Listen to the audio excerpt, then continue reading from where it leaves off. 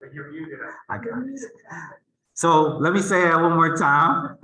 For those that are at home, I saw that you were seeing me talking, but you didn't hear me because I was muted. I want to welcome you all to our public speaking showcase. And I'm looking forward for you to join us via Zoom. And like I said, I'm looking forward for you in the audience as well. So tonight you'll hear 6 speakers ranging from a range of topics, from national parks, topics about alcohol, to our own mask mandate in Columbia. I want to kind of give you an idea for those at home as well as in the audience what the program looks like. So first we'll have our speakers speak.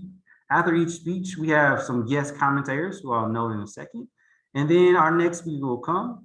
If we had time toward the end, we'll have a Q&A session for you all to ask questions via the chat or ask questions from you in the audience right here. So I want to first introduce our 4 guest commentators, First, we have our illustrious president, Dr. Ronald Rhames. So let's give Ronald Rhames Dr. Rhames a hand of applause. Next, we have my partner in crime, my fellow organizer, Mr. Matthew Stilwell. Next, we have our wonderful provost, Dr. Barrie Kirk. And finally, we have our wonderful dean of the School of English Humanities, Miss Rhonda, Dr. Rhonda Grego. And so each of our commentators will be commenting after each speech. So now, I hope you are ready, for those at home, for those here, for our public speaking showcase. Our first speaker this evening is Daniel Lodging. Daniel is in our School of Interdisciplinary Studies, and he will be coming up giving his speech about expanding national parks. So let's give Daniel a round of applause as he comes for his speech.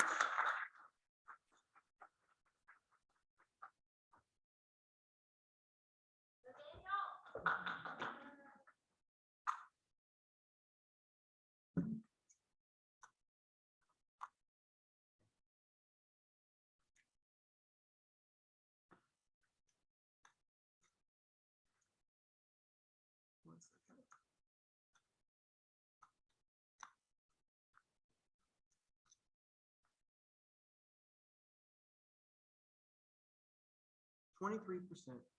Excluding Antarctica, our planet only has 23% of recognized land wilderness areas left. In America, the land of the beautiful, only 12% of our land is federally protected with national parks. Adding to that, our national parks are dealing with unprecedented tourism that many parks are not designed for and are slowly ruining and cheapening our protected areas. Surely there is some way to allow now hundreds of millions of tourists into our national parks and still preserve the ecological integrity and cultural values of their protected areas. There is. We simply expand our national park system. With only 12% of our land protected by national parks, many states have less than 1% protected. So there is plenty of room to make such a move, and there are so many reasons to do so. Firstly, as you may have experienced, there is a current positive pressure on the national park system as the COVID-19 pandemic restrictions ease. And because of this, right now is a good time to expand our park system. So as more people go outdoors, they are coming to our national parks more in unprecedented numbers that many parks are not designed for. According to livescience.com, around 194,000 people visited Arches National Park last April 2021. This is a 15% increase from the same month in 2019. According to Wall Street Journal, at Canyonlands National Park, this increase has been even further at 30%. The capital, as of May of last year, the National Park Service has recorded over 3.13 million visitors to the Great Smoky Mountains National Park, representing a 115% increase from the same time in 2020. Additionally, according to the reports of people who live and work in or near popular national parks, they say that there is a major strain on park staff and resources amid the unprecedented crowds and long lines. This goes to show that our parks are being overrun, and so expanding the park system would help alleviate the burden and strain on our current national parks. This massive tourism spike may be a long-term change, which could harm the ecological and cultural integrity of these protected areas if not carefully managed. This could also pose a threat to humans and wildlife with increased interactions with wild animals. On the commercial side, The increased human presence can ruin people's experiences in parks with lots of traffic, not enough parking, long lines, and crowded views. More seriously, this can ruin the park itself. The increased human presence in these protected areas can be quite damaging. For example, according to a national park expert at Colorado State University, the overcrowding of people at Yosemite National Park is damaging to the shallow root systems of the giant sequoia trees. The Park Service did build a raised walkway for the visitors, but the problem still exists. And with more people come more noise, more pollution, and with more people come more litter, more noise, more pollution from cars, and an increased chance of human-animal encounters, all of which can have a negative impact on the environment. Expanding our park system would help reduce the amount of visitors coming to each individual park, thus keeping our parks cleaner, healthier, and safer. Furthermore, it is widely favorable among Americans right now to expand the park system, and there is bipartisan support in Congress for such a move. According to the National Park Service, in 2019, more than 327 million people visited national parks in the United States. This is more than double the 159 million people who visited these parks in 1969. 50 years earlier, however, in 1919, only 781,000 people visited national parks, representing 0.2% of today's numbers. This shows that even pre-pandemic, our parks are being overwhelmed, but it also shows growing popular support among all Americans for our national parks. With this much tourism, our national parks are moneymakers and keep the economy strong. In fact, even in the middle of a pandemic last year, national parks visitor spending contributed $28.6 billion to the United States economy and supported 234,000 jobs. So simply redesignating existing lesser-known national monuments as national parks can increase park attendance, resulting in a large economic boost for the country. And because national parks combine universal popularity with significant economic benefits, they enjoy considerable bipartisan political support. Both parties in Congress often come together to designate new national parks. In fact, in 2020, Congress passed the Great American Outdoors Act with sweeping bipartisan support, in large part because it includes substantial funding for our national parks. As you can see, there is clear economic, political, and popular support for expanding our national parks. Environmentally, expanding our national parks is a must. Globally, scientists warn that unless urgent action is taken, our planet will increasingly feel the impacts of catastrophic climate change, massive losses of biodiversity, and declining public access to the natural world. And as I mentioned earlier, only 12% of our land is federally protected by national parks. So we as a country need to step up and make a change. Expanding our national parks are our best bet. They promote carbon dioxide sequestration, protect various endangered species, educate the public on environmental issues, improve biodiversity, prevent habitat degradation, and so much more. According to the National Park Service, they're mandated to manage our parks to, quote, conserve the scenery and natural and historic objects and the wildlife therein, and to provide enjoyment of the same and to leave them unimpaired, end quote. These parks are federally designated wildernesses, and according to a study published in the scientific journal Nature, designated wilderness areas can halve the rate of species extinction. Additionally, almost all of America's healthiest ecosystems have a large national parks or wilderness areas at their core. So expanding our park system will do wonders ecologically and reduce the effects of climate change. However, they need to focus on national parks managed by the National Park Service, is that focusing on other departments and agencies will have less of an impact. This is because millions of acres administered by the United States Forest Service, Bureau of Land Management, and the Fish and Wildlife Service allow environmentally harmful activities such as livestock grazing, logging, livestock grazing, oil and gas drilling, trophy hunting, and growing crops with GMOs and pesticides with synthetic fertilizers. Even national monuments administered by these agencies are not as strictly protected as those under National Park Service management. So it is best to invest in our national parks. An expansion of our national park system would relieve the pressure on existing parks by offering alternative park experiences in other amazing places. In addition, more protected forests, grasslands, and waters would fight climate change by sequestering large amounts of carbon dioxide. They would also protect a massive amount of native plant and wildlife diversity. National park designation for just a dozen representative areas could boost the park system by 50%, and there are dozens of great national park candidates around the country. Even just allowing more funding to the historically underfunded national park will be extremely beneficial in these matters. We need to invest in our national parks, not only to expand our last wild spaces, but also make sure that there will still be wild spaces left for future generations to enjoy. Thank you.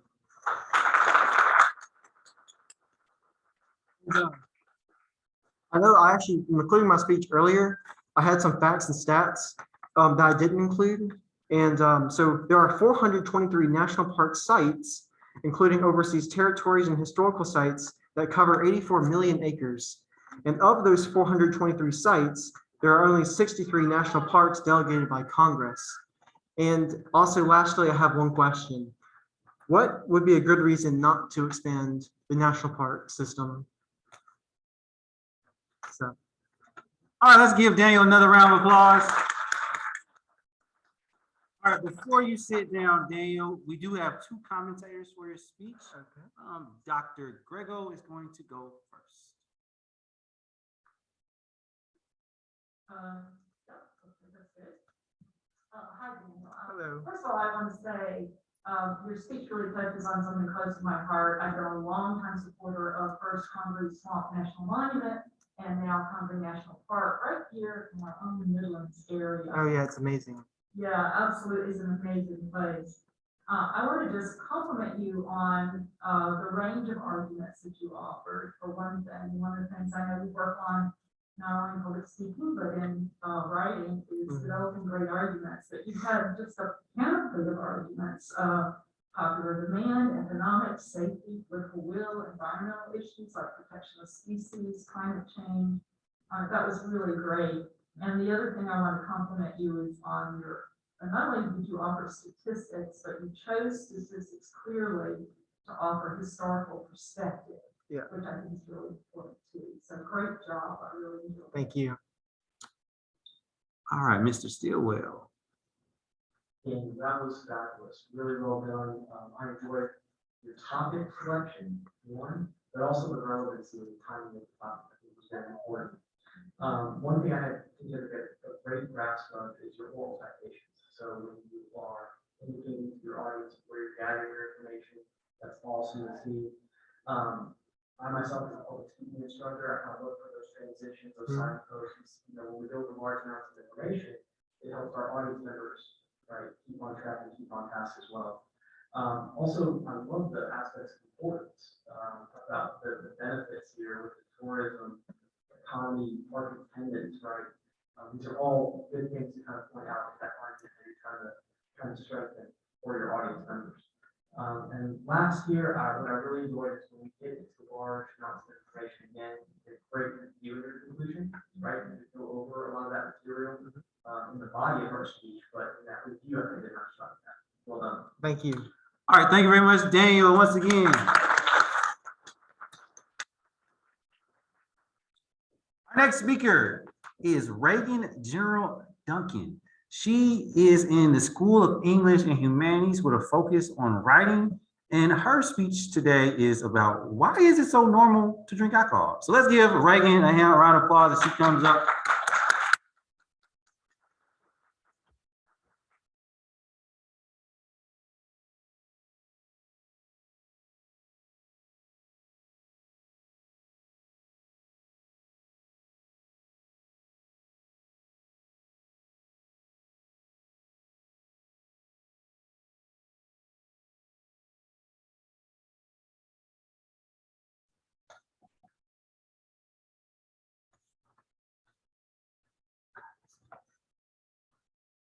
In the US and many other countries, alcohol is a substance that is very popular and commonly used. It's especially common among people of my age group. Society encourages us to drink as a part of the college experience. But why is it that the most harmful drug is the most normalized?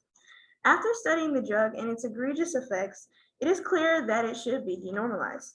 I'm going to discuss the history and science of alcohol, its modern usage and reputation, and some steps to kickstart its process of denormalization. So let's start by going over some of the drug's history. The earliest alcoholic beverage recorded was produced in China sometime around 7000 BCE.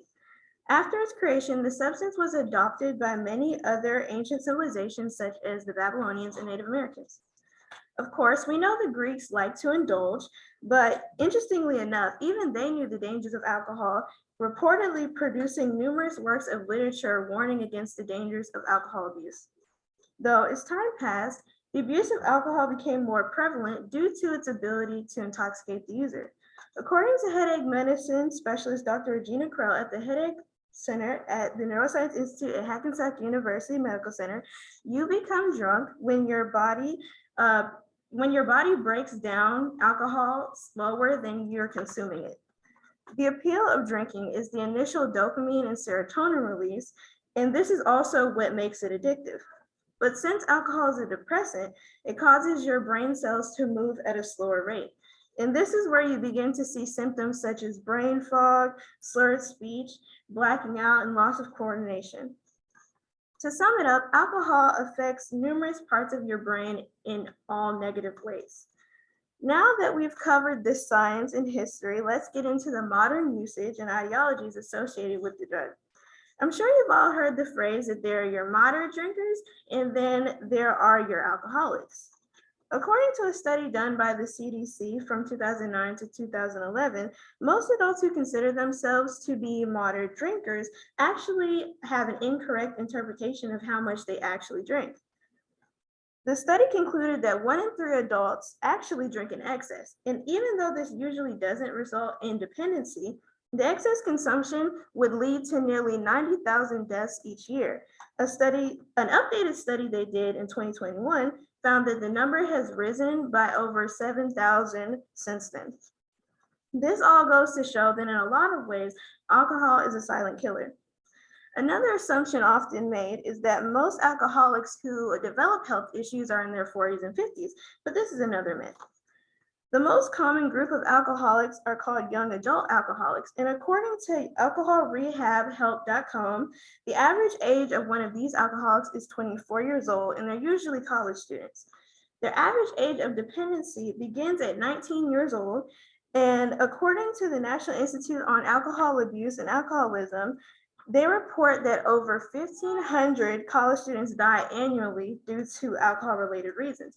And I'm going to show you a video of one of these such students.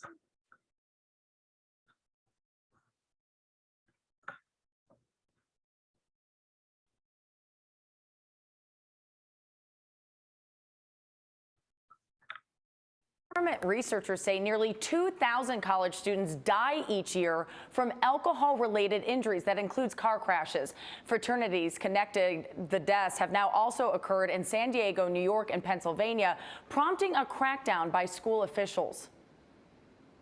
19-year-old male, he's not conscious, not breathing. They believe it may be alcohol poisoning. Police are still investigating what happened at the Alpha Tau Omega House off the Washington State University campus, where they received an emergency call early Tuesday morning. Medics arrived to find 19-year-old fraternity member Sam Martinez unresponsive. Police say a preliminary investigation indicated that his death could be alcohol-related. Now that I've talked about some of the myths and thought patterns associated with alcohol, I'm going to talk about how it should be portrayed. A contributor to the high rate of young adult alcoholics is the way that it is aggressively marketed towards young people like children and teens. According to verywellfamily.com, a study found that for each dollar the alcohol industry spends on youth advertising, young people drink 3% more each month. It is clear that big alcohol companies are taking advantage of and preying upon young people, so I propose a campaign be held against them. It will be similar to the Truth campaign held against smoking.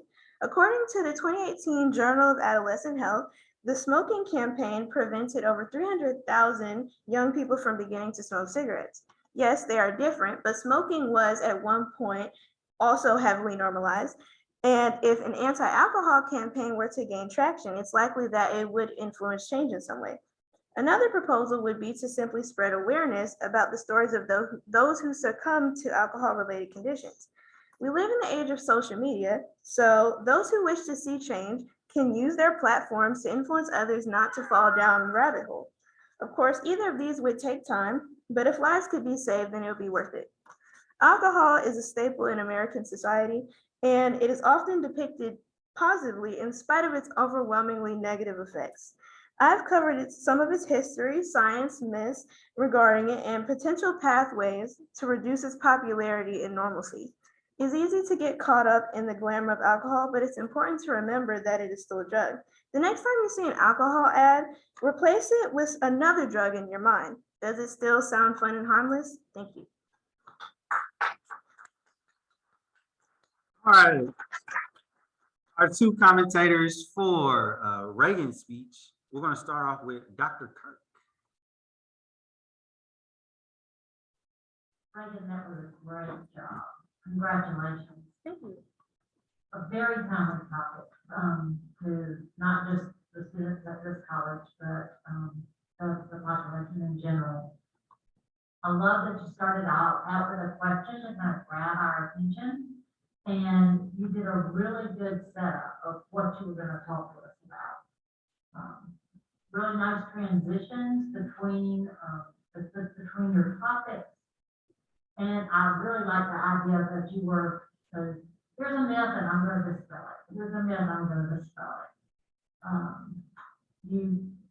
The use of your video, great relevant use of technology there. And I love that you didn't just come to us with a problem, you came to us with some solutions. So good job. Thank you. All right, Mr. Stilwell. Great, that was fantastic. Great to see. What I loved about your presentation today was the pace of your presentation and your delivery style, but also the structure of your presentation as well. So we look for kind of those benchmarks in public speaking, the introduction, the transitions, the body of your speech, the conclusion. It's all there. That was great to see because that helps us as audience members follow along, which is excellent. Kind of what Dr. Kirk said, I love the visual as well. I thought it was timely. And working with the technology, it's not easy, right? And it's really cool to see some of those things that you're able to put together. Loved your oral citations too. Thought your sources were credible, kind of people mentioning of why you were saying the source and kind of what you were using the source for. I thought it was really good. So be proud of this, Regan. Well done. Thank you. All right, let's give Reagan another round of applause. Thank you very much, Reagan.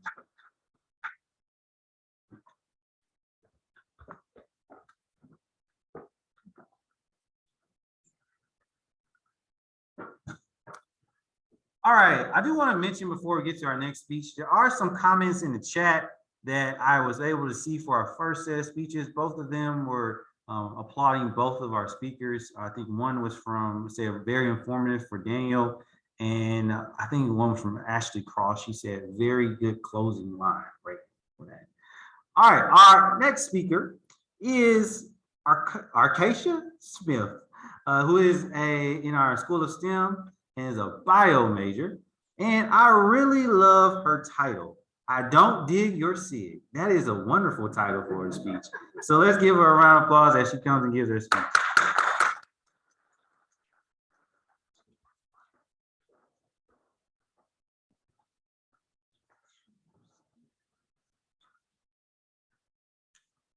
Good evening, everyone. Good evening, virtual land. My name is Arkasha Smith, and the title of my speech is I Don't Dig Your SIG. Imagine one beautiful Sunday, you are out to eat at a nice restaurant, and let's just call it Cheddar's.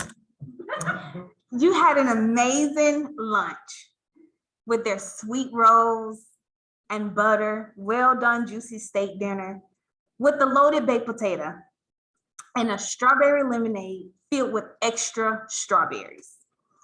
At this point, you cannot wait to get home to have an amazing nap because your belly is so full. The simple thought of you getting into your bed was exciting until that thought turned into a nightmare. A nightmare of you actually getting into a hospital bed in the trauma ER, because as you were leaving the restaurant, you walked past someone who was smoking a cigarette in front of the restaurant, which led to a severe asthma attack. Most of us if not all, are aware how bad smoking can affect anyone, whether they have a pulmonary disease or not. Being able to smoke in public places is not only inconsiderate, but detrimental to everyone's health. According to the American Lung Association, smoking and the use of other tobacco products, including cigars and smokeless tobacco, causes or worsens numerous diseases and conditions. I am overly concerned about anyone's health, especially those who battle with any pulmonary disease, such as myself. I was diagnosed with a pulmonary disease the same day I walked past that person at the restaurant. It caused me to spend days in the ICU due to that person being able to smoke in public area. I am now taking a stand to boldly address this issue to save the lives of not only myself, but of others. Today, I want to present an alternative smoking law in order to protect the lives of others, including smokers. Over the next few moments of your time, I will be discussing how South Carolinians need rights without their rights deadly affecting innocent individuals, including themselves. I propose to increase the tax of cigarettes by $3.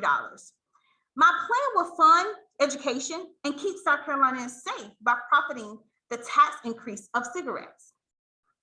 Smoking is the leading cause of a person's immune system not functioning properly. Smoking in public places exposes secondhand smoke to innocent people. Per the CDC, there is no safe level of exposure to secondhand smoke. It causes stroke, lung cancer, coronary heart disease in adults. Smoking leads to disability and harms nearly every organ of the body. Children who are exposed to secondhand smoke are at risk of sudden infant death syndrome, acute respiratory infections, middle ear disease, more severe asthma, respiratory system, and slow lung growth. Smoking of any kind affects everyone. According to American Lung Association, smoking is the leading cause of preventable death in the US, causing over 480,000 deaths a year. In addition to the US as a whole, specifically speaking, South Carolina has 7,200 adults to die each year from their own smoking, and children who are under the age of 18 who will ultimately die prematurely from secondhand smoke per the Toll of Tobacco in South Carolina article. According to WebMD, when someone smokes a cigarette in public areas, most of the smoke doesn't go into their lungs. It goes into the air where anyone nearby can breathe it.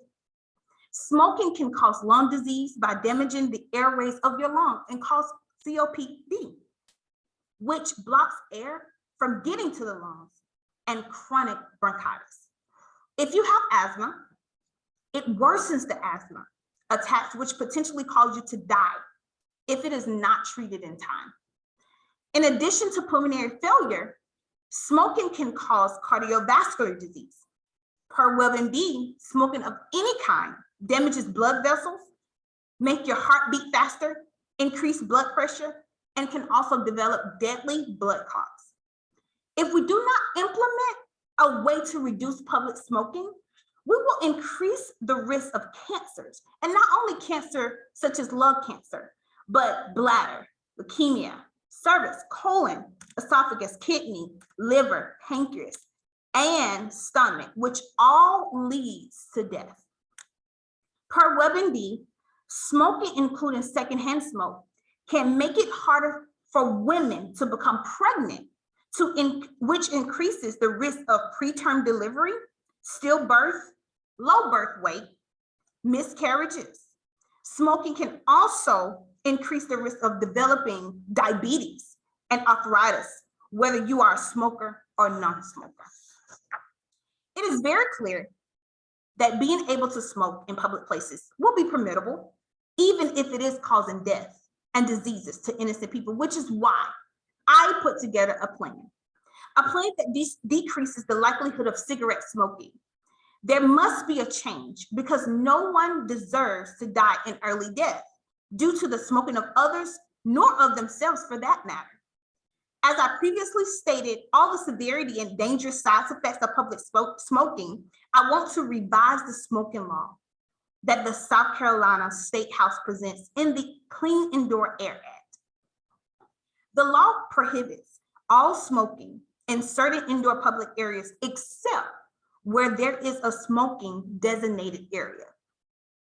I would like to revise it by increasing the tax of cigarettes by $3 so that the sale value increases in order to reduce public smoking altogether. If cigarettes become too expensive, there will be less smoking, less secondhand smoking, less cancers, less health issues, and less premature deaths. According to the South Carolina Cigarette and Tobacco Manual, ever since 2010, the tax of cigarettes remains 57 cents.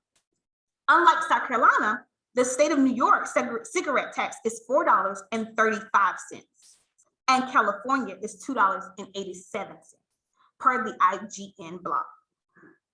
A $3 increase is middle ground compared to the other states. The legislature would enforce this state law like any other law.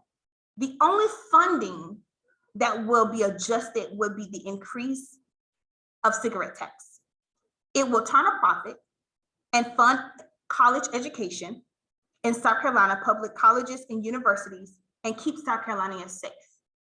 Although I believe that this is a great plan with a solution, there are always advantages and disadvantages to weigh out.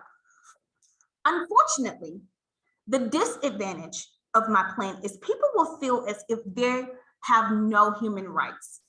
And of course, there will possibly be some who will still be able to afford the price increase of cigarettes. On the other hand, the advantages of my plan will be fewer health issues, fewer deaths, less hospitalizations, college students' tuitions will be paid, especially for those who cannot even afford college, and professors who will receive a salary increase for their labor. As we come to an end, there are not many people who care about the health and lives of others, and public smokers are one of them. Today, we have discussed the problem of public smoking, along with the severity and dangerous results of voluntary and involuntary smoking. Currently, the state of South Carolina smoking law needs to be revised in order to save the lives of the community. Once again, my plan is to revise the smoking law by increasing the tax of cigarettes by $3 so that the sale value increases in order to reduce public smoking. If cigarettes become too expensive, there will be less secondhand smoking, cancers, health issues, and premature deaths. By approving this, we are preventing premature deaths, health issues, but also funding college tuition, increasing professors' salary from the profit of the tax increase. So the next time you go into a public place and someone is smoking, just politely inform them that every time you light up your cig, you are saying your life nor my life is worth to live. Thank you.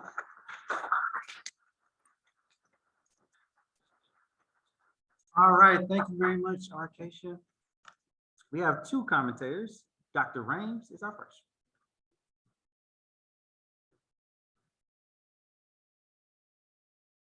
Ms. Smith, thank you for that outstanding speech.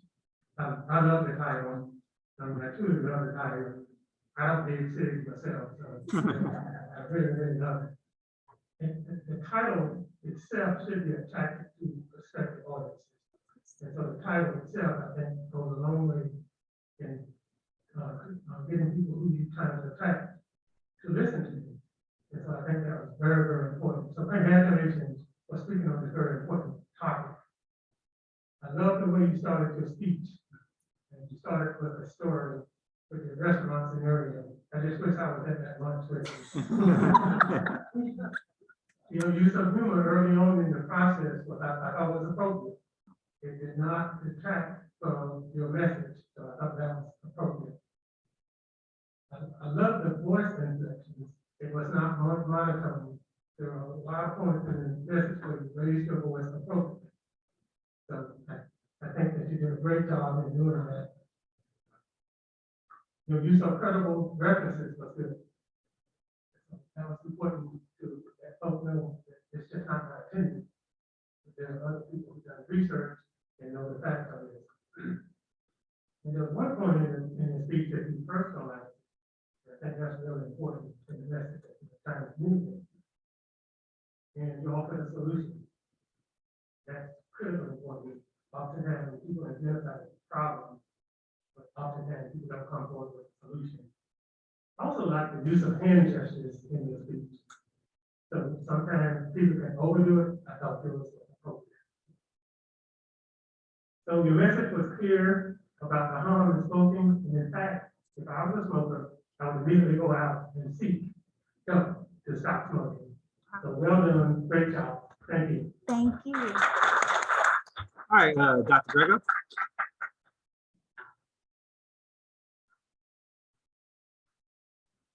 Well, Dr. Rhames has really covered a lot of the bases, Ms. Smith. But I also really liked your title. I also loved the storytelling in the beginning. Really, one of the things that I think is great is when you give an experience to the people who are listening, right? You're not just informing, but we're living through it with you.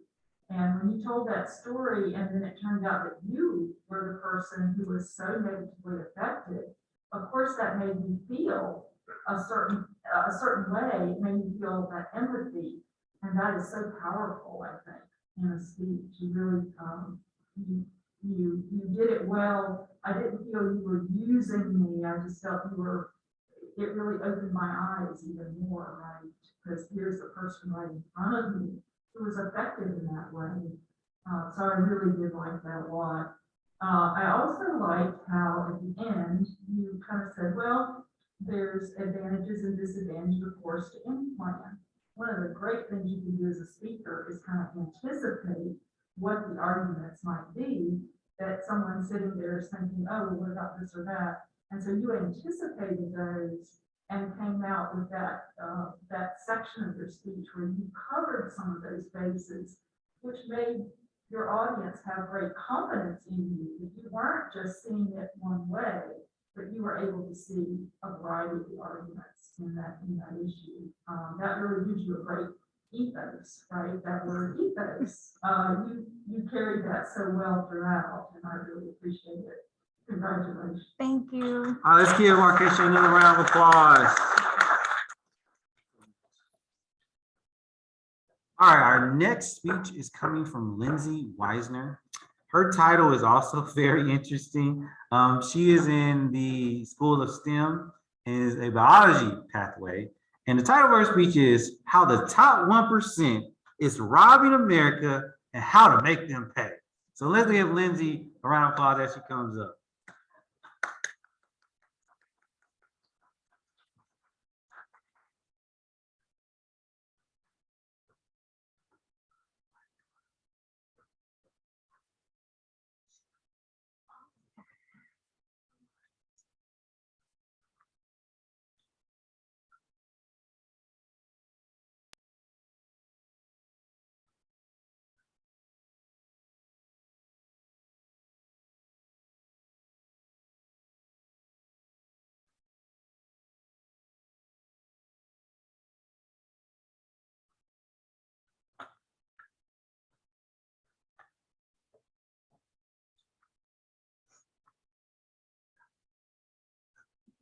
Oh, sorry.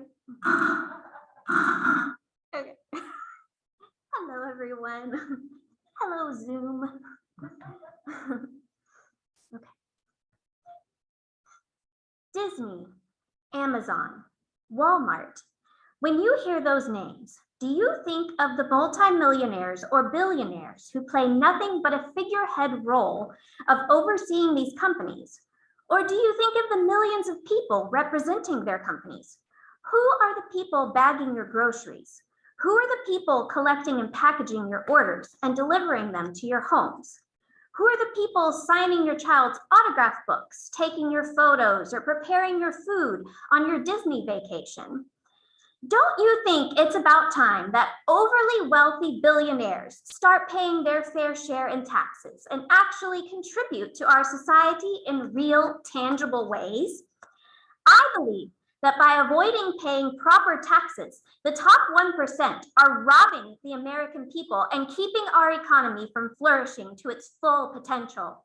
And I believe it is time to put an end to the wealth hoarding and place those riches back into the investments that will support the American working and middle classes, all in the form of a wealth tax. To bring context to this idea, we need to understand that the terms wealth and income are two very different things. I will explain how a wealth tax can work today by referencing how it worked in the past. And finally, I will show you how I believe that wealth tax revenue could be spent. First, I would like to talk about the difference between wealth and income and how the rich are using those terms to skirt around paying their taxes. Income is the money you make each year, like in yearly wages. Most forms of income can be divided between earned income and investment income, owning stuff like stocks, businesses, real estate, etc. Wealth is the amount of assets a person has minus their debts. The most common way the average American can gain wealth or net worth is through a mortgage. Now, here's where the tax loophole comes in. The top 1% are subject to a 20% capital gains tax. However, according to an investigation by ProPublica, America's billionaires avail themselves of tax avoidance strategies beyond the reach of ordinary people. Their wealth derives from the skyrocketing value of their assets like stock and property. Those gains are not defined by US laws as taxable income unless and until the billionaires sell. So while Michael Bloomberg's stocks continue gaining in value, there is no need for him to sell, and thus no capital gains tax paid for that year. And as a result, voila, people like this pay almost nothing in taxes. And now for comparison. As you can see here, the average American pays more taxes each year than their own wealth growth. Meanwhile, Jeff Bezos is sitting over here doing nothing but watching his own riches collecting value and making him richer. Why should these people pay less or almost nothing in taxes than people who actually work for their money? And now, a short history lesson. According to David Leonard of the New York Times, in the years following World War II, taxes on the rich were much higher than they are today, and the economy flourished because of it. In past decades, other taxes like the corporate tax, the burden of which falls on stockholders, and the real estate tax, or the estate tax, served almost as a de facto wealth tax. But those other taxes have declined, causing the total federal tax rate on the wealthy to plummet. As you can see, this graph illustrates the landslide that taxes on the top 0.01% have taken from the 1960s onward. Meanwhile, the average worker's productivity skyrocketed while their pay scale did nothing. Technology has sped up companies' abilities to get more instant results from their employees. Unfortunately, as you can see here, according to this chart from the Economic Policy Institute, people are now working 3.5 times harder today than what they are getting paid for, which leads me to my next point. How should we spend the added revenue gained from a wealth tax? One solution that I personally favor is a plan that has been proposed by Elizabeth Warren, whereby the top 1% would pay a 2 to 3% wealth tax. According to Greg Arkasha of CNBC.com, on Monday, this was March 24th to March 1st, 2021, Senator Warren, Senator Bernie Sanders, and other Democrats proposed a 2% annual tax on wealth over 50 million a 3% tax for wealth over 1 billion, and the policy would raise over $1 trillion over the course of a decade. The revenue would go towards childcare and pre-K through 12th grade education and infrastructure, though I personally would like to see that money expanded to include college tuitions and teacher salaries. There would also be plans to invest $100 billion into the IRS systems and personnel and ensure a 30% audit rate for the super wealthy and impose a 40% exit tax on wealthy Americans who seek to renounce their citizenship to avoid a wealth tax. According to Danielle Kurtzelben of NPR, the agency has seen its workforce shrink by nearly 16% between 2013 and 2018, and its budget has also been cut considerably. By supporting the IRS, this would greatly help diminish the tax loopholes that have allowed the wealthy to get out of paying. For decades, America's wealth gap has been on a steady incline. Inflation continues to skyrocket, and the working class continue to grow poorer and pay even more in taxes. Meanwhile, the wealthiest in the nation continue to grow richer by doing virtually nothing and paying almost nothing in taxes, thanks to the loopholes they've perfected into making sure that their wealth is safely hoarded away. I am a living example of what happens when corporations hoard their wealth and can't be bothered to do anything for the very people responsible for making them rich in the first place. On October 10th, 2020, myself and 28,000, and eventually that number would surpass 32,000, of my fellow Disney cast members were notified that we were being laid off via an email, via this email to be exact. It says, "Dear valued employee, the unforeseeable impact of the COVID-19 pandemic has had a significant impact on our businesses, and we continue to manage through the pandemic in these uncertain times. As a result, we have made the difficult decision to begin the process of reducing our workforce with layoffs beginning December 24th, 2020. It is with tremendous regret that we must inform you that your employment will be separated effective December 14th, 2020. There are no applicable bumping rights. That is, you cannot take the place of another employee who is not being laid off. Although at this time, we expect these layoffs to be permanent, we hope that there will be opportunities for our employees to return to Disney. We want to thank you for all that you have done for our company and for our guests. We, the people, deserve to see the fruits of our labor. We deserve for our hard-earned money to be returned in ways that benefit us, not the top 1%. It's time to hold these thieves accountable and make them pay their fair share. Tax the rich. Thank you. All right, thank you very much, Lindsey. We have two commentators, of course, for your speech. We'll start with Dr. Grego. Hi, Ms. Wisner. Hello. I have several things to compliment you on in your speech. And the first thing I'll say is your energy. You made me sit up, take notice, and listen. And that's important. Some technical things I thought you did really well. Also, great work defining the terms, right? Attention to definitions, I think, is super important, particularly for a topic that's related to economic issues. Yes. Right? People need help making sure they understand important distinctions, and you do a great job with that. I also want to compliment you. One of my areas is professional and technical writing. And we talk a lot about the visual representation of data. And I noticed that you chose line graphs, quite a few line graphs. And those are great for showing trends and differences in endpoints, which you use them so well to do. And I was just like, This is a textbook example, so you did a great job there. Thank you. The other thing, finally, I want to compliment you is, once you said, I'm a living example, that was another minute that you had me sitting up like, what? Example? What is she a living example of?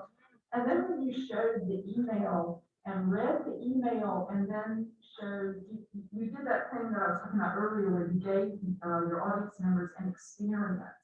Because we were listening to you read the email and seeing the images of what was happening to your fellow cast members. We were seeing the articles about what was happening for the company. And so you were really, I was listening to you and watching that, and it was that experience that you were giving us, which was very convincing and really contributed a lot to your ethos in that speech. So I really enjoyed it. Thanks a lot. Thank you. Ms. Stilwell? Lindsey, this was great. Well done. You should be proud of this one. I really enjoyed kind of what Dr. Grego said, the delivery style, the enthusiasm, the energy. It's really good when you can match that up to the topic that you're passionate about. And that really helps your performance. And that's something I kind of noted down for you. I love your implementation of, not just the problem, but the solution. And you kind of provided that in there as well. I think great work with organization, notes, the balance of the notes and the eye contact. Your presentation was really well done. Additionally, with Dr. Grego said, I love timing at that build piece. I think that was very, very important. And I thought the email reading through that was important as well. One of the things I love about public speaking as well is having it resonate with audience members. So I myself, I'm from Orlando, Florida. Yeah, so it's just kind of, for me, really need to see in a sense, the employer of where I'm from, how it affected, right, a lot of employees. So seeing, for example, the Orlando Sentinel, the town celebration for it, those are things that, I grew up with, where I can see those in your presentation. Yeah. That's how we build that connection as audience members and speakers. So, well done, excellent job. Thank you very much, Lindsey. Good job. All right, our next speaker is Dawn Graham. She's in the Education Public Service Department, where she studies human services. And her topic is one that I think all of us can relate to at one point of our lives, and other, procrastination. And she's going to tell you why you should not procrastinate. So let's give Dawn a round of applause as she comes up.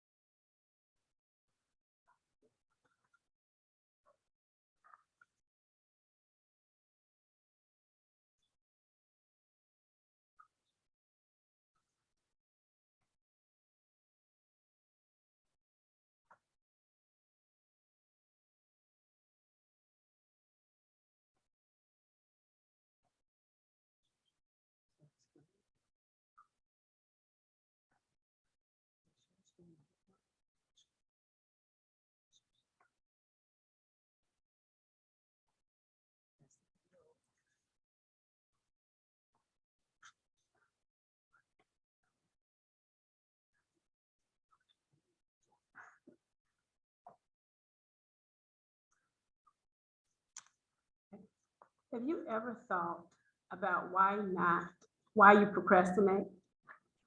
Can you give some reasons why you might procrastinate? For example, you may say, I'm too busy. I don't want to do it right now. I will do it later. I just want to hang out with my friends. According to Merriam-Webster, procrastinate means to be slow or late about doing something that should be done, to delay doing until a later time, because you do not want to do it. Procrastination can come from lack of confidence, self-esteem within yourself. Because of these two characteristics, there is what causes us not to take the steps that we need, that we need and want to do in life. So with that, I would like to talk to you about some reasons why we may procrastinate. And secondly, I would like to persuade you to overcome procrastination. According to my research, life hack website says there are 8 different ways of procrastination that you can destroy your life, losing precious time, blowing opportunities, meeting goals, destroying a career, and low self-esteem, making poor decisions, damaging your reputation, and risking your health. The effects of procrastination may not seem all that bad at first, but over time, those effects can build up, leading to stress, anxiety, broken dreams, and low self-esteem. But for me, I've always wanted to attend college. But to be honest, fear is what held me back. The fear caused me to have procrastination. The fear of writing is what caused me not to attend college. I really don't like writing. So just to think about a writing assignment, it would get me nervous, question if I'm going to pass it or fail that assignment. Instead of letting procrastination take hold, take the time to develop time management techniques to help you deal with it when it appears. There are a lot of ways to overcome procrastination. Procrastination is a bad habit that can be overcome, but it can be done. According to the article Mind Tools, a researcher, speaker, Piers Steele, 95% of us procrastinate some degree. While it may be comforting to know you're not alone, it can be sobering, difficult to realize just how much it can hold you back.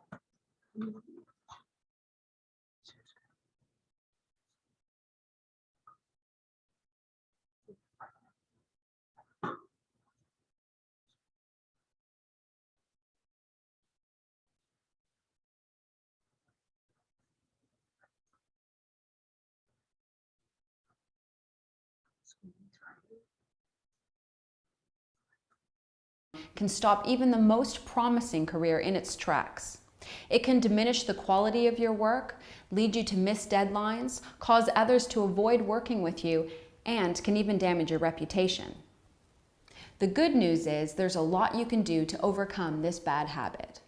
First, it's important to recognize when you're procrastinating. Most people know when they're putting things off, but there are several signs you can watch out for. For instance, you might spend a lot of your time working on low priority tasks from your to-do list. Perhaps you sit down to work on a high priority project and then immediately take a coffee break. Or maybe you wait around to be in the right mood to get started on something. Everyone's different, so pay attention to when you put off a task or project. The next step is to think about why you're procrastinating. Are you overwhelmed by the task? Are you disorganized and just don't want to get started? Or are you a perfectionist and don't think you have enough knowledge or skills to begin? Once you understand why you're procrastinating, come up with some strategies to overcome it. For instance, if you're not motivated to get started, think about all of the unpleasant consequences of not completing this task. If you're procrastinating because of disorganization, take time to prioritize your to-do list and then focus on one task at a time. Or if you're procrastinating because of perfectionism, ask yourself how perfect the work actually has to be. And don't forget to reward yourself. For example, have a gourmet coffee once you've completed a task that you've been putting off. Not only is this motivational, but you'll realize how good it feels when you actually finish things.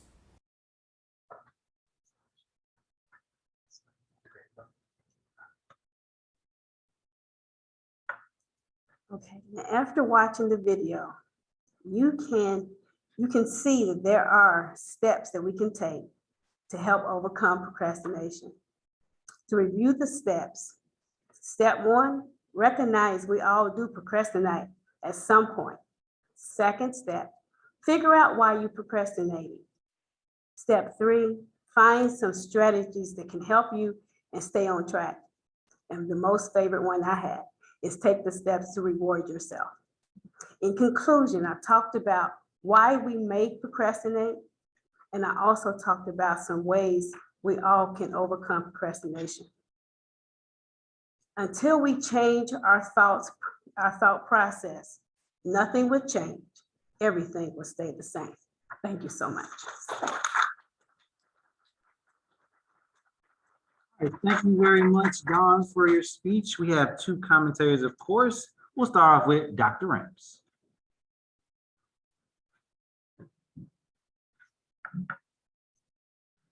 Thank you, Ms. Lamb. Very, very, very good speech.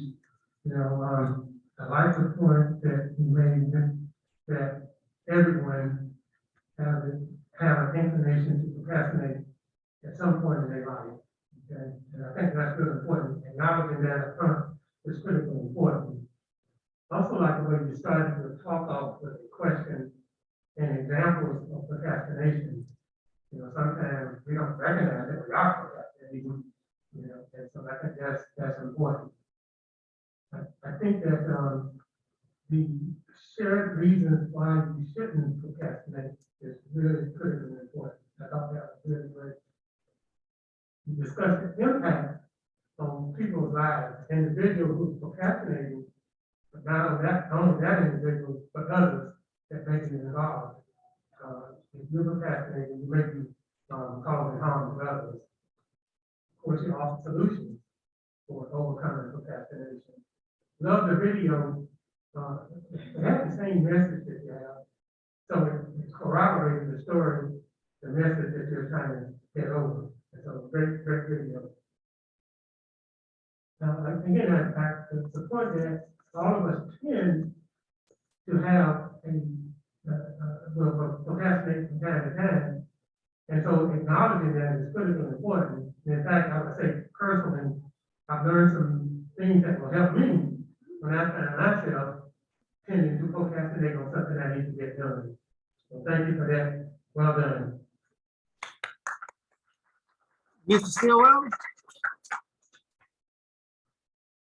Dawn, great job. This is awesome. Well done in constructing your speech, and seeing it come together, performing today. I'm proud of this one. Just a couple of things I noted down for you. I thought your pace was awesome today. In a sense that it didn't look rushed. You took your time, went through your presentation, and made sure you hit all your key points that you wanted to discuss. One of the things I also loved about your presentation was I like looking for statistics that stand out. And one of the ones that I saw was that 95% number. And for me, that's a critical one to identify. It shows that the majority of us do procrastinate. And that's a really good kind of identifying presentation. I did a really nice job incorporating the visual with the video. Well done there. And then my favorite parts of the presentation, which I love, is tying it some way to your experience or personal story. And you were able to share that with us today, but tying that into the topic and why we should be able to overcome it as well. Great to hear. So well done, Don. Thank you.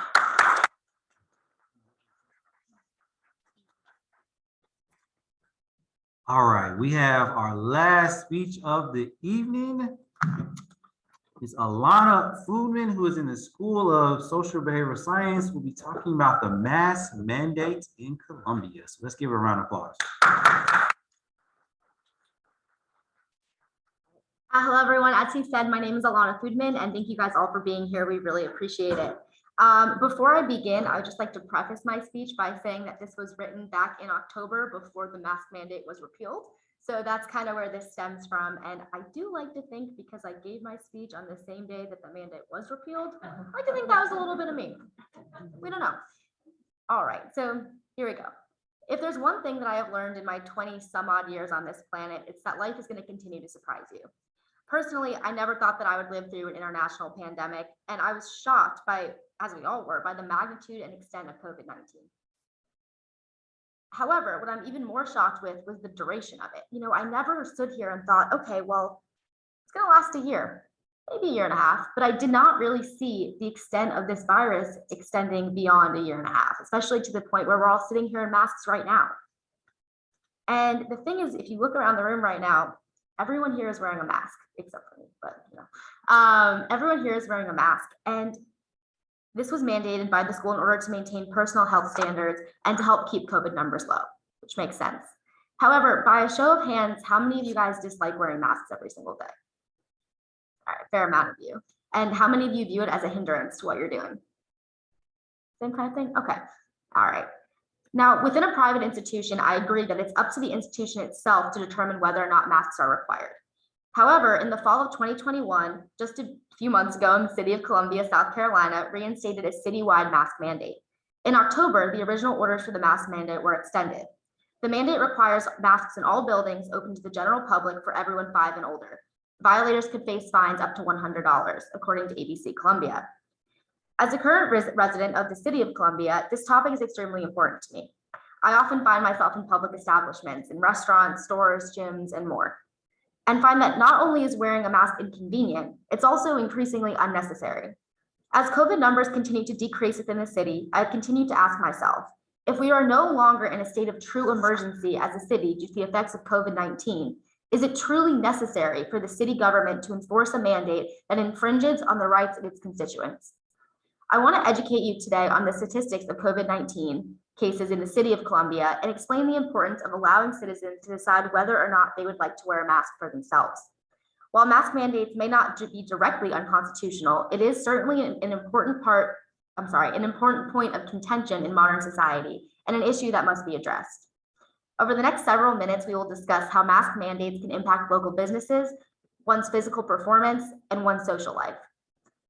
I propose that we repeal the mask mandate in the city of Columbia during periods of time when the rate of the infection is low. However, in the event of a COVID-19 breakout, I do agree that the mask mandate should be reinforced. My plan will allow the citizens of Columbia to make decisions about masks based on their personal belief systems and help to maintain the personal freedoms that we as Americans are all entitled to. In the city of Columbia, there is currently a very low infection rate of COVID-19. As of November 7th, 2021, the city only had a total confirmed number of 276 cases, according to South Carolina COVID-19 data per county. Now, while that number may seem high, it is important to remember that the population of the city is 136,632. This means that only 0.0002% of the population has the virus. This is a far cry from the height of COVID-19 in Columbia, when over 5,714 people were confirmed to have the virus. With today's low numbers, it's unreasonable for the city of Columbia to enforce a mask mandate. The mandate, though we may not realize it at first, is more than just an annoyance or a hindrance and something that we don't want to deal with when we enter a grocery store. The mandate has inherent effects on businesses, social events, and one's physical fitness. Regardless of a person's health, even if they are vaccinated or have just been COVID tested, they are required to wear a mask in all public spaces within the city. Even if an establishment is privately owned on privately owned property, it is still required that all workers and patrons of the establishment wear masks on the premise. I propose this argument. If a business is privately owned, shouldn't it be the prerogative of the business owner themselves to determine whether or not their patrons and employees wear masks? As humans, we're social beings.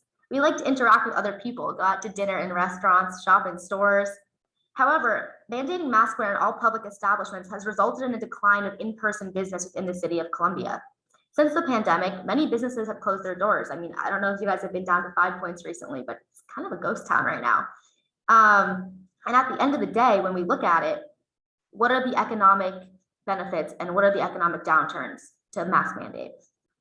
So for example, in the Vista, the Pot Smoker Barbecue is a popular restaurant, and it closed its doors due to a lack of business after COVID-19. The owner, Philip Pye, said, "We gave it 19 months, almost 2 years, to see if it would return to some normalcy, and it's nothing like it was before COVID. The whole area is just kind of dead." As constituents of Columbia, we must ask ourselves, how much of this failure to return to normalcy is due to this mask mandate? Furthermore, the shutdown of businesses and restaurants are indicative of many other problems, including economic downturn, social deficiencies, and physical health issues. If we fail to recognize the greater implications of the mask mandate, the city of Columbia is in danger of losing more businesses, which could result in poor economics, higher taxes, and of course, a lack of jobs. Furthermore, the mask mandate makes it more difficult to go out with friends, socialize in public, or simply find a suitable place to go out on a date. According to Psychology Today, people who are able to socialize more in public places are happier and face less depression than those who don't. Furthermore, in my personal experience, many of my peers have spent less time in the gym since the mask mandate was announced, citing that they don't want to work out in a mask and they would rather just wait until the pandemic is over so that they can go make some gains. That's a quote. The solution to this problem is actually rather easy. The original mandate was set for a 30-day period and was reevaluated and extended at the 30-day mark. I propose that at the next evaluation, the voting members repeal the mandate and allow all private establishments to decide whether or not their individual businesses should enforce mask wear. However, if the infection rate of COVID-19 surpasses more than 4,000 people, I agree that the mandate should be reinforced in order to prevent the spread of the illness. To enforce the new policy, members of the city government will have to vote to repeal the mandate, and in addition, continue to closely track the statistics of COVID-19 in general. In the event that there should be another spike in COVID-19 rates, I agree that another mandate should be enforced. To repeal the mandate, it would cost absolutely nothing and actually save money. On average, a box of masks costs about $5, but for the nicer, more expensive ones that we like to buy, it's actually about $10. In Columbia, many businesses find themselves having to provide these masks to customers at about $5 a box. This means that businesses are providing patrons with free masks, which is a better alternative than losing someone's business altogether, but is still pricey for that business. However, if the mandate is repealed, business owners will be able to stop distributing masks and save money in the process. It is clear that repealing the mandate will have far more advantages than disadvantages. The disadvantage to repealing the mandate is clear. COVID numbers could rise, people get sick, and there could be resulting deaths. However, it's important to note that according to Dr. Anthony Fauci, the typical mask you buy in the drugstore is not really effective in keeping out the virus, which is small enough to pass through the material. It might, however, provide some slight benefit in keeping out gross droplets if someone coughs or sneezes on you. This quote has actually become rather famous, and many people were outraged upon finding out that the masks they buy are actually largely ineffective. Since most people find themselves wearing those store-bought masks, we have to ask ourselves, are the economic and personal sacrifices worth a COVID-19 prevention measure that isn't as effective as we once thought? Instead, it's important to look towards the advantages of repealing the mandate. Businesses would be able to gather more customers, keep their doors open, and sell more products, thus spurring the economy and allowing the city of Columbia to remain lucrative. Furthermore, on an individual level, people would be able to spend more time socializing in public places, which would improve individual mental health. This also leads me to physical health. If masks aren't required in gyms, people can go out and do what they need to do in the gym every day. However, oh, I'm sorry. Oh, okay. All right, thank you. All right, let's give Alana a round of applause again. We have two commentators. Let's start with Dr. Kirk. Great job, Alana. I love that in the very beginning, you put your speech in context with a current event, kind of current event. There were a couple of times in your speech where you used such a nice conversational tone. I felt like we were just sitting across the hill from each other and having a conversation. Good use of audience participation and having us raise our hands. I like the way you set up, I'm going to talk about this, and this, and then this. You use good data and then you put it in context to the total population, not just a percentage by itself. It helps see the size of the issue. And then lastly, I love the way that you used your smile and then the way you used your hands when you wanted to emphasize things. And that really kind of drove your point home. So good job. Thank you. All right, Ms. Stilwell. Alana, excellent work, and Dr. Kirk covered a lot of these areas that I kind of jotted down as well. One of the big ones that I agree with, the conversation style a little bit. It generally felt like you were having that conversation with us. And I think that's great as a speaker, because sometimes we get caught up in sticking to the outline, right? Not sticking to the notes, but having that conversation makes it genuine and authentic. Also, a little bit more, I love your introduction, getting into the area preview statement, going over what we're going to talk about today. You did a great job addressing the issue, but also once again providing a plan and solution. I thought you did a great job with your oral citations, your sources, and just a great overall job with research and in general. And also, one last thing I really liked, because sometimes we get doing each question at the beginning, questions at the end for our audience. I always think it's great to do in the body as well, to get our audience to kind of think a little bit about the content and material. That was something you provided with us as well. So great job. All right, thank you very much, Alana. Thank you. All right, unfortunately, we do not have time for our Q&A. So I would like to ask my commentators to come up to the stage for our presentation of certificates. So y'all can come on up.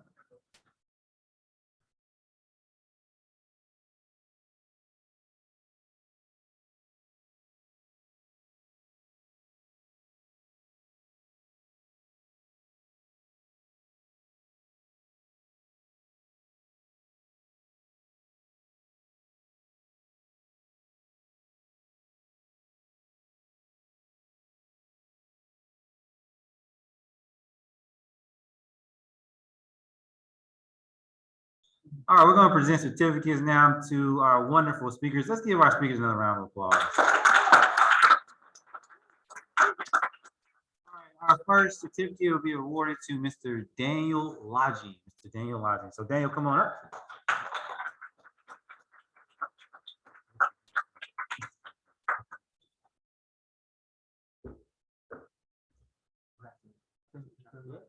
Go.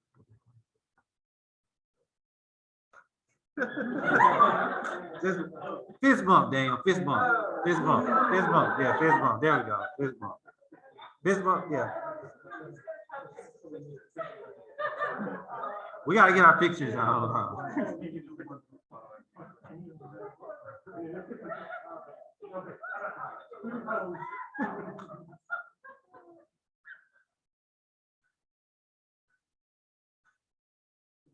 All right, thanks. Our next certificate is to Regan General-Duncan.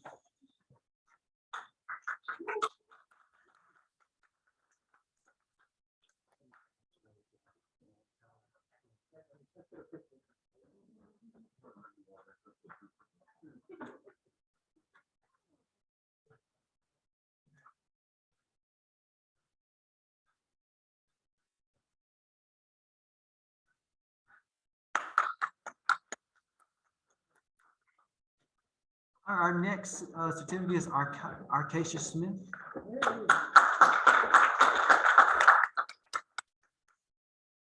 Well done.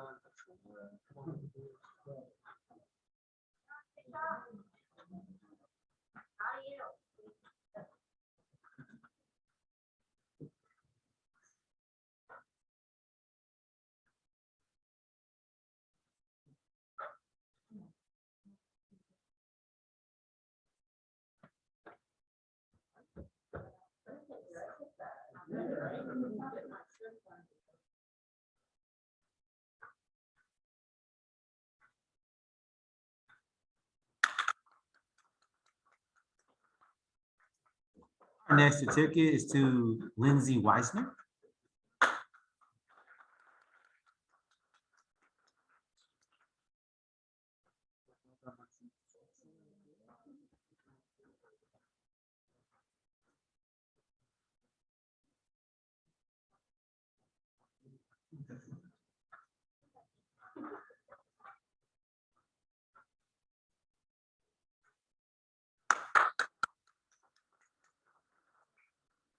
Our next certificate is to Don Graham.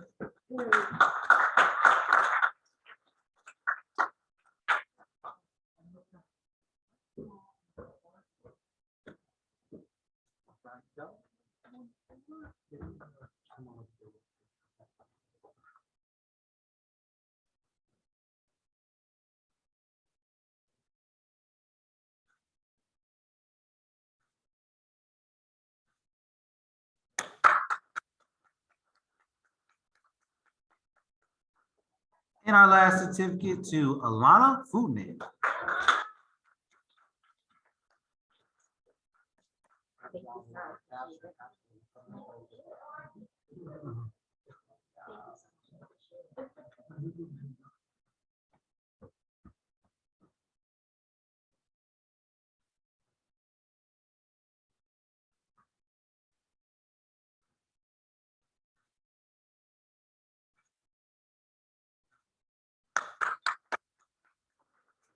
And we have all our speakers come back up so we can get a group photo right quick.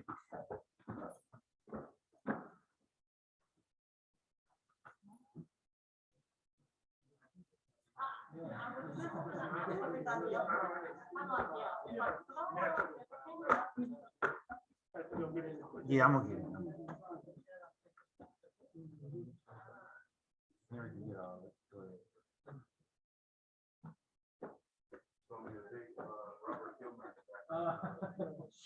Oh, yeah.